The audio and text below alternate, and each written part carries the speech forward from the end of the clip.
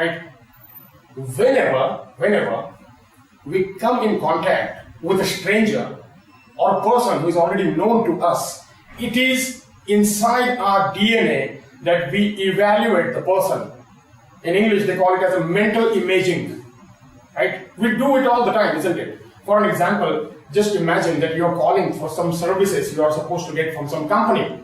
So you make a call. Then the receptionist calls, or whoever is there. What you do, you try to make a mental picture of how this institution could be or should be, depending upon the voice and the speaking abilities of that that experts, right? If you find something irregular with the speech, then we'll simply dismiss it. Come on, this may not be the better option that I have. So everything we believe is dependent on our communication, verbal, right?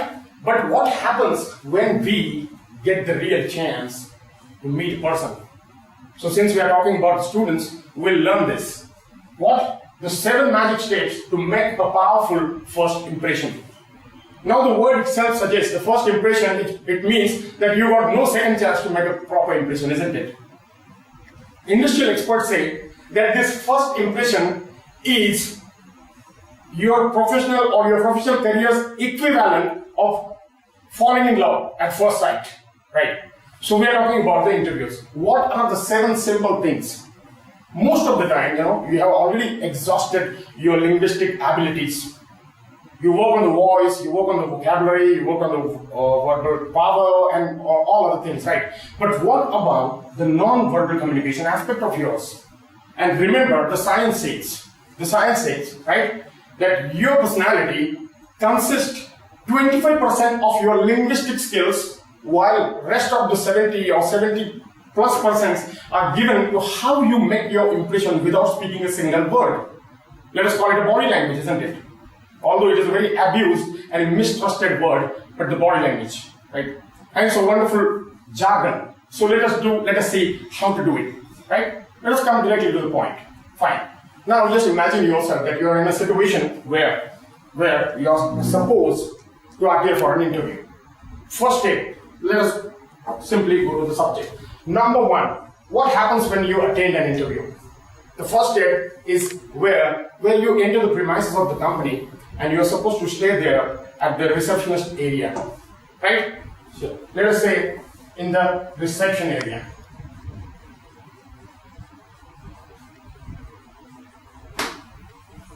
Of course, we don't have a long time over here, so we are going to see it in briefs.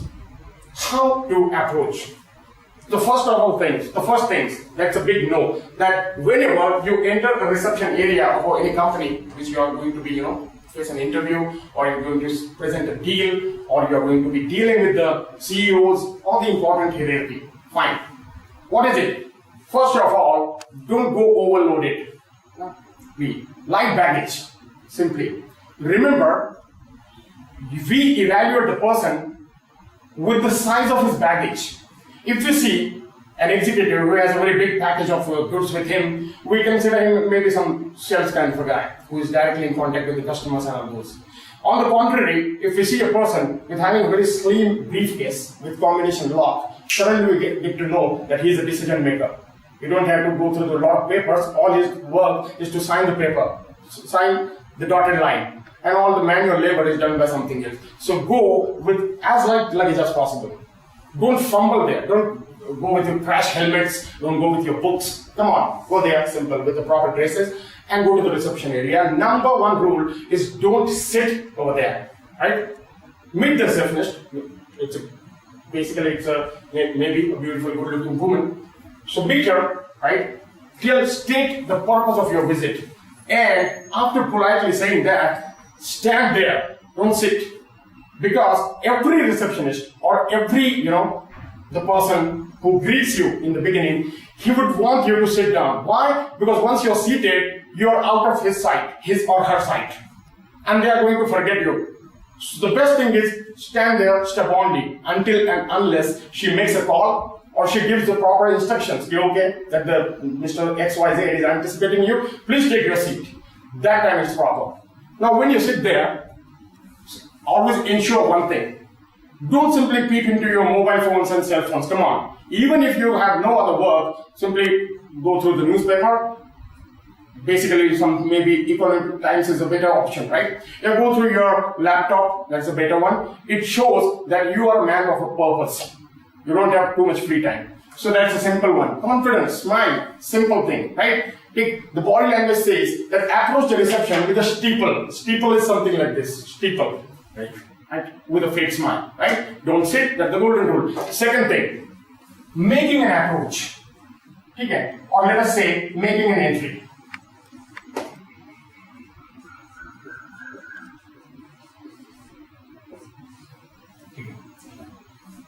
Now, this is another important point. The person who is going to, the person who is going to face you, the person who is going to ask you the questions, will decide the moment you step inside his cabin. He will decide what kind of person you are. People basically go with three different attitudes. First is a very humble attitude. May I come in, sir, please? The moment you do that, the moment you shrink in size, the interviewer knows that you're already very humbled, isn't it? So in the first meeting itself, you're telling him that he's the boss and you're the subordinate. Come on, you're not yet employed, so don't have to be formal that way. But at the second time, avoid one single second mistake. Don't be too arrogant, right? Don't simply knock out the door like a cowboy fashion, isn't it? That we see in the movie. Simply the door is open and the man comes in with the key. Now this another is an intimidating kind of a gesture, right? Go calmly and silently. Knock on the door if it is closed, right? Don't lower your head. Look at him. Smile. Step inside. Without breaking a stride. Body language call it without a shuffle. Go straight in. Right. It shows that you have this habit of entering with authority. This is not the first interview that you're facing. This shows that you are a habitual, shall I say, professional. Isn't it? So that's an important thing. Right. Now the third and the most important thing, and the people, pay very little attention to that. In the body, and I call it as a handshake. Now you'll be surprised to know it's very crucial, right? According to the science of body language, there are 68 different handshakes, which communicate different ideas. Of course, we don't have the time to discuss the 68 handshakes. The simple golden rule is that, right? Advance your hand. Never do it across the table. See over here, for an example, this is the table. In body language, it is known as a deal table. Never go across the table and shake the hand. Always go to the right or the left, wherever the space is, and then make a hand. It shows that you are coming in a friendly way. You're not a typical cowboy one-to-one position, right? This is a deal. Opponent. You're not an opponent, right? The ball of facing a batsman. No, nothing like that. Simply approach it and apply the same pressure on your hand what the interviewer is already applying on yours, right?